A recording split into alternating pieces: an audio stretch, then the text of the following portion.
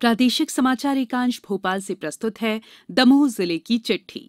आलेख अनिल जैन, वाचन स्वर संयुक्ता बनर्जी।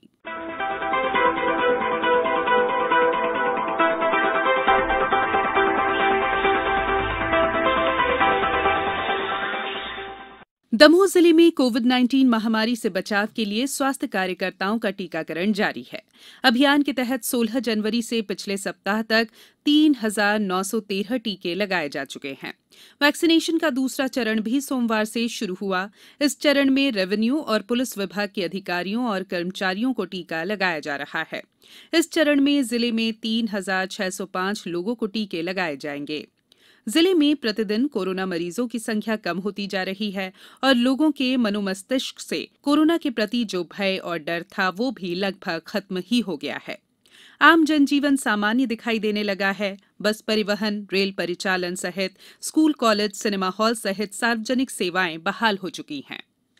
देश के महामहिम राष्ट्रपति रामनाथ कोविंद 7 मार्च को जिले के सिंग्रामपुर में 30 करोड़ की लागत से संरक्षण संवर्धन के कार्यों का भूमि पूजन करेंगे।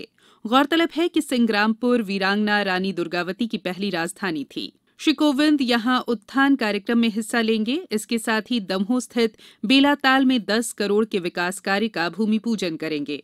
यहां महात्मा गांधी और राम मनोहर लोहिया की प्रतिमाएं प्रतिष्ठित की जानी है।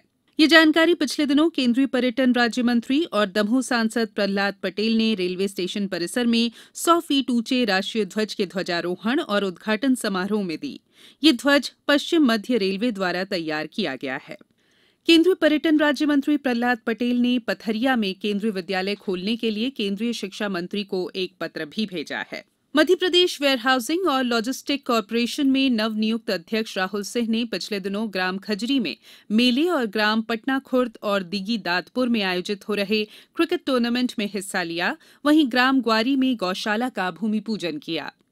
पिछले दिनों दमोह जिले में पल्स पोलियो अभियान चलाया गया। स्वास्थ्य विभाग से मिली जानकारी के अनुसार 1,98,000 से अधिक बच्चों को पल्स पोलियो की दवा पिलाई जा चुकी है।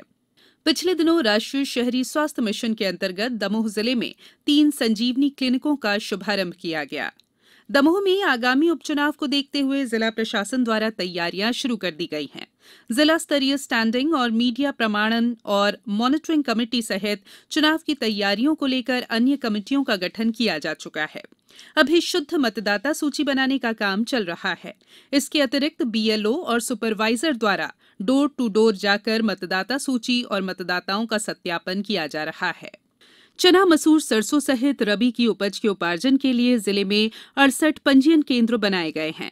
इन केंद्रों पर 1 फरवरी से किसानों के पंजीयन की प्रक्रिया शुरू हो चुकी है, जो 25 फरवरी तक चलेगी। एक जिला एक उत्पाद योजना के अंतर्गत दमोह जिले की चना दाल और क्षत्रिय चावल का चयन किया गया है। कृषि वैज्ञानिक डॉक्टर राजेश द्विवेदी ने बताया कि जिले की चना दाल कम समय में पक जाती है। चना दाल का स्वाद अन्य जिलों की चना दाल से अच्छा है। इस चना दाल का बेसन भी स्वादिष्ट होता है। दमोह जिले में समाधान एक दिन तत्काल सेवा केंद्र के अंतर्गत लोक सेवा केंद्रों का परफॉर्मेंस प्रदेश में अच्छा चल रहा है। इसी के तहत तेंदुखेड़ा लोक सेवा केंद्र में प्राधिकृत अधिकारी मुख्य नगरपालिका प्रकाश चंद्र पाठक ने प्रदेश में 5 प्रमुख अधिकारियों में अपनी जगह बनाने में सफलता अर्जित की है। इस दृष्टि से उन्हें तत्काल सेवा संचालन में प्रदेश में द्वितीय स्थान प्राप्त हुआ है। इसके साथ ही सीएम हेल्पलाइन में उत्कृष्ट सेवाएं देने वाले अधिकारी शशिभूषण सिंह और कृपाल अठिया तथा डॉक्टर गिरीश मिश्रा और एलएल अहिरवार को सम्मानित किया गया। प्रधानमंत्री द्वारा किसानों को दिए जाने वाली सम्मान निधि से दमोह जिले के लगभग 55,875 किसान लाभान्वित हुए हैं।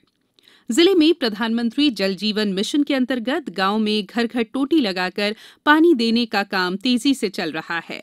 जिले में दमोह पटेरा समूह जल प्रदाय योजना के तहत 447 और जबेरा तेंदुखेड़ा के अंतर्गत 218 गांव में पानी उपलब्ध कराया जा रहा है। प्रधानमंत्री जन औषधि केंद्र के अंतर्गत दमोह नगर में रोटरी क्लब द्वारा संचालित प्रधानमंत्री जन औषधि केंद्र से प्रतिदिन सैकड़ों लोग कम मूल्य पर उत्कृष्ट दवाइयां खरीदकर लाभ ले रहे हैं। जिले की चिट्ठी समाप्त हुई।